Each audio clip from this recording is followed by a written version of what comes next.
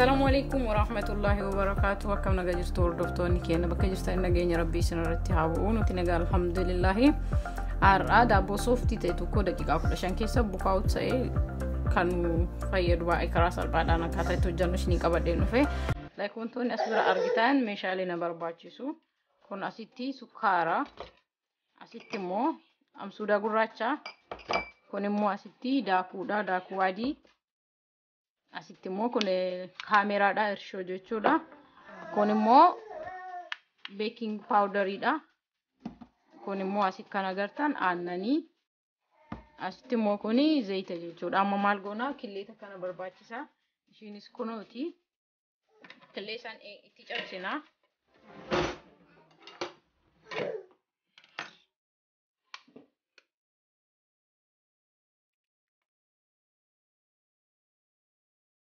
Booda immoo maal goona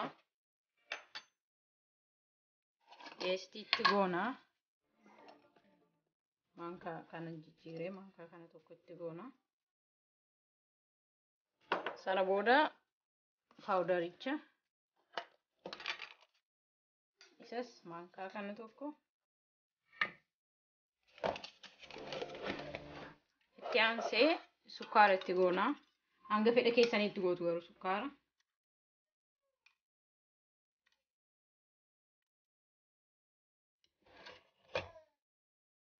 Timo ashaboda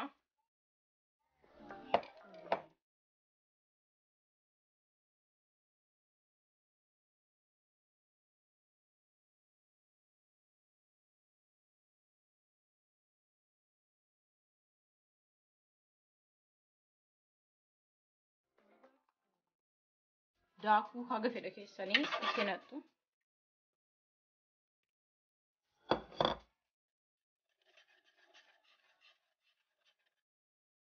Board aanan itti fidnaa xiqqoo akka daabboo kaanii hin jabeessinu haphisuu qabna laayika akka lixii ta'uu waan qabuuf bishaanis itti dabaluu hin dandeettu.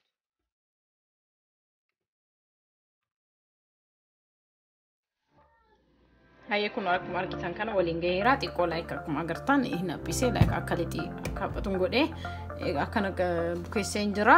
Amma maal goona ooyila xiqqoo mataa isaa irratti gooneetiniin daqiiqaa 15f kabar goonee cufnee jechuudha. Daqiiqaa 15f itti cufnee akka qilleensi hin seenne eega keenne booda daqiiqaa 15 booda immoo walitti deebina. Amma fakkaan makkaaha.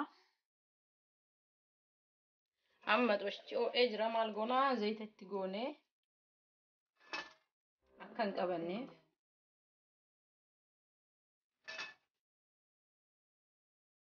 san booda immoo lixicha immoo akkuma argitan kana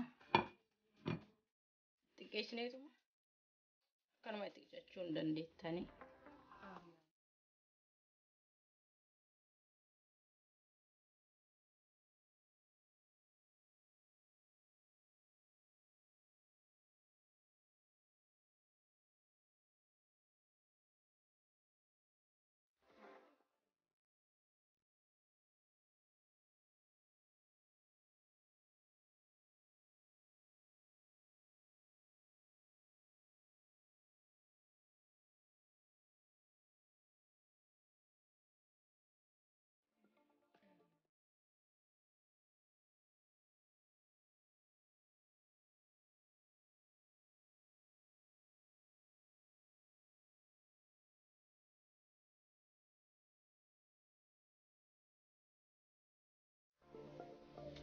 Okay, akkuma agartan kana kunoo daabboo kiyya hojjedhee xumureen jira. Haala salphaa ta'een maxbashaa irratti hojjedhee baay'ee lallaafaa kan ta'edha. Kunoomee wajji ilaallaa bismillah.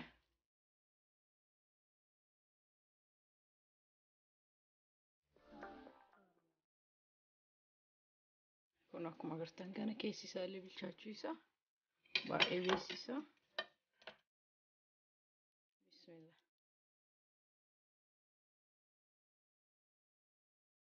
Aannan hojii fayyadamuu dandeettu, shaayii hojii fayyadamuu dandeettu. Maashaallah nyaata ajaa'ibaati, daabboo ajaa'ibaati. Hojjetadha. Yaada keessan na barreessaa. YouTube kana immoo like, share, subscribe gochuun guddisaa jajjabeessaa. Sinjaa yaada keessan illee na barreessaa hanga waan biraatiin waliin deebinutti. Assalaamu alaikum warahmatullaahi wabarakaatuh.